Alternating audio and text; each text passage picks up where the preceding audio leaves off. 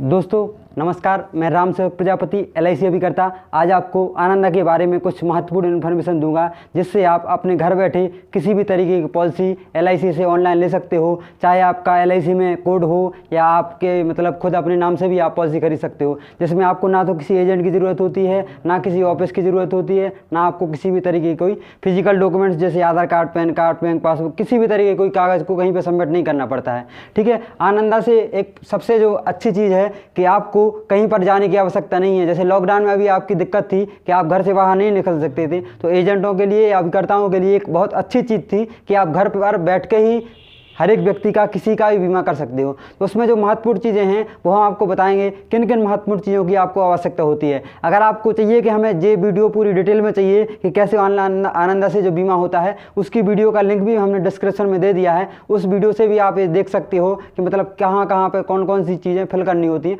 तो एक एक चीज़ मैंने उसमें वीडियो में बताई है, जिसमें आप पूरी चीज़ बारीक से देख सकते हो। तो इसमें जो महत्वपूर्ण चीज़ है वो हम आपको बताएंगे। सबसे पहले आपको चाहिए पड़ता है इसमें आधार कार्ड। आधार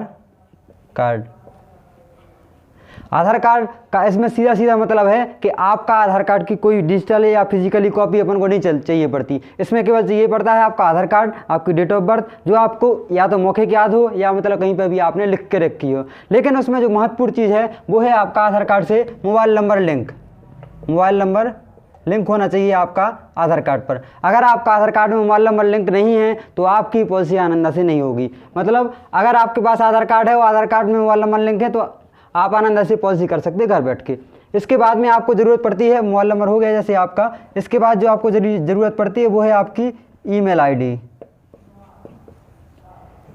आईडी की ज़रूरत पड़ती है कि जो भी आपके साइन हैं उसकी मेल आपकी ईमेल पर आती है। इसमें होते हैं डिजिटल साइन। जब भी आपका पूरा फॉर्म कंप्लीट हो जाएगा, उसके बाद जो मिल जाएगी वो आपकी ईमेल पर जाएगी। उस ईमेल पर जब आप उस फॉर्म को सबमिट करके आधार कार्ड नंबर डाल के अपना जो डिजिटल साइन करोगे, तभी ये आपका फॉर्म पूरा भरा माना जाएगा। अगर आप मेल आईडी दर्ज नहीं करते हो, अगर आपके पास मेल आईडी नहीं है, तो आप इस फॉर्म को पूरा नहीं कर सकते, आनंदा से बीमा नहीं कर सकते।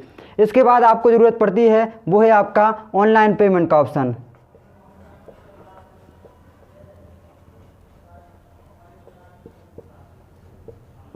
ऑनलाइन पेमेंट के ऑप्शन आपके पास कई तरीके हैं, जैसे आपका ATM हुआ, नेट बैंकिंग हुआ, UPI हुआ, जैसे आपके क्रेडिट कार्ड, डेबिट कार्ड, ऐसे आपके कई ऑप्शन हैं। अगर आपके पास किसी भी तरीका कोई ऑप्शन है तो आप इससे ऑनलाइन पेमेंट करके LIC पॉलिसी खरीद सकते हो। अगर आपके पास किसी भी तरीका डिजिटल जैसे प्लेटफॉर्म नहीं जिससे आप ऑनलाइन पेमेंट कर सकते हो, तो आप इस पॉलिसी को खरीद नहीं सकते।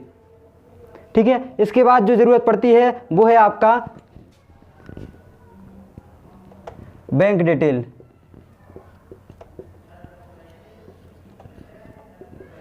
बैंक डिटेल का मतलब है, एक बार आपने जो इसमें बैंक डिटेल सेव कर दी, वो आपकी पॉलिसी में लाइफ लॉन्ग सेव हो जाएगी। अगर नेफ्ट का भी जो आपका सिस्टम है, जब आपको रिटर्न आना है उस समय भी आपको नेफ्ट सेव करने की आवश्यकता नहीं रहती है। वो नेफ्ट का भी आपका तुरंत ही फॉर्म सबमिट हो जाएगा।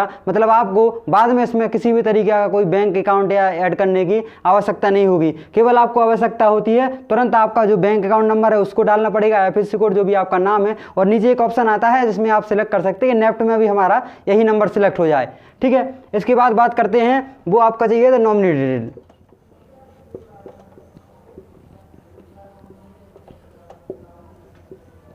जो भी आपका, जिसको भी आप नॉमिनी बनाना चाहते हो, जिसको डेथ या कुछ पे भी आप पैसा देना चाहते हो, उसका नाम जो है, जो उसका किसी भी डॉक्यूमेंट्स में लिखा हो, जैसे आधार कार्ड हुआ, जैसे मार्कशीट हुई, ऐसा किसी भी डॉक्यूमेंट्स जिसमें उस व्यक्ति का नाम जो आपने जिसको नॉमिनी बना रखा है, कहीं कहीं पे भी उसका जो आपका नाम है वो मेंशन होना चाहिए। तो ठीक है, नॉमिनी का भी जो भी डिटेल है वो आप इसमें डाल सकते हैं। लेकिन 2-3 इसमें इस तरीके की चीज़ें होती हैं जिनको आप आनंदा के थ्रू नहीं कर सकते।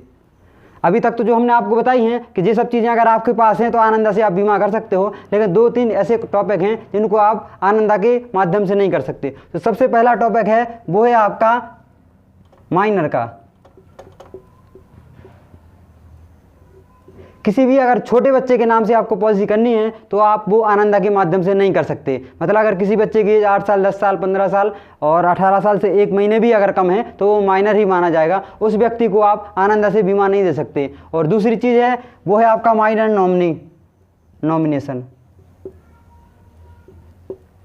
जैसे हमने नॉमिनी का नाम वो बताया कि नॉमिनी में आपका आधार कार्ड वगैरह जो भी नाम डला है वो डाल सकते हैं। लेकिन अगर किसी व्यक्ति की एज 18 साल से कम है, मतलब वो नॉमिनी माइनर है, तो उसका जो सिस्टम है उसमें आप आनंदा के थ्रू उस व्यक्ति को माइनर के रूप में सेट नहीं कर सकते। और इसका ऑप्शन भी LIC जल्द चालू कर देगी, तो उसके बाद में आप इन सब चीज़ों को वो कर सकते हो।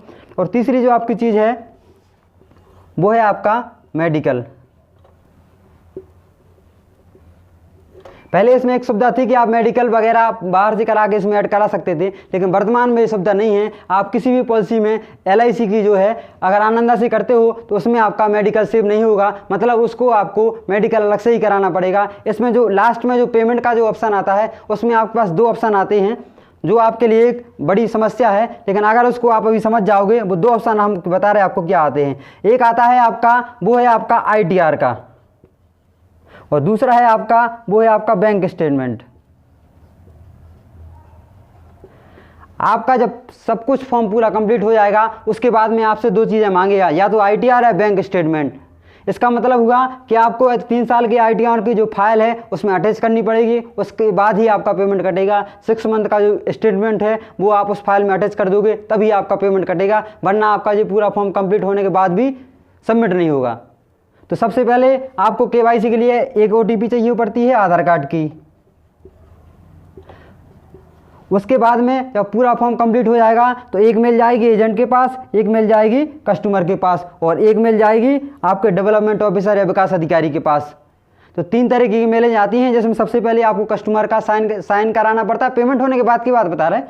सबसे पहले कस्टमर का साइन कराना पड़ता है उसकी लिंक से, उसके बाद एजेंट की रिपोर्ट लगती है, उसके बाद आपके डेवलपमेंट ऑफिसर, अगर आपका इंश्योरेंस आपकी लिमिट से बाहर है तो उसमें आपका डेवलपमेंट की जो भी है अथॉराइज करेगा, या उसमें आपका जो ई-साइनिंग करेगा, तभी आपका ये जाके फॉर्म कंप्लीट हो जाएगा। और इसका जो फुल डिटेल है, जैसे मैंने आपको बता भी दिया कि आपका इस वीडियो में नीचे डिस्क्रिप्शन में लिंक दिया है, उसके थ्रू भी आप उसका पूरा डिटेल देख सकते हैं। तो दोस्तों धन्यवाद वीडियो को लास्ट तक देखने के लिए। इस माध्यम से आप घर पर बैठ के किसी भी तरीके का ऑनलाइन बीमा कर सकते हो।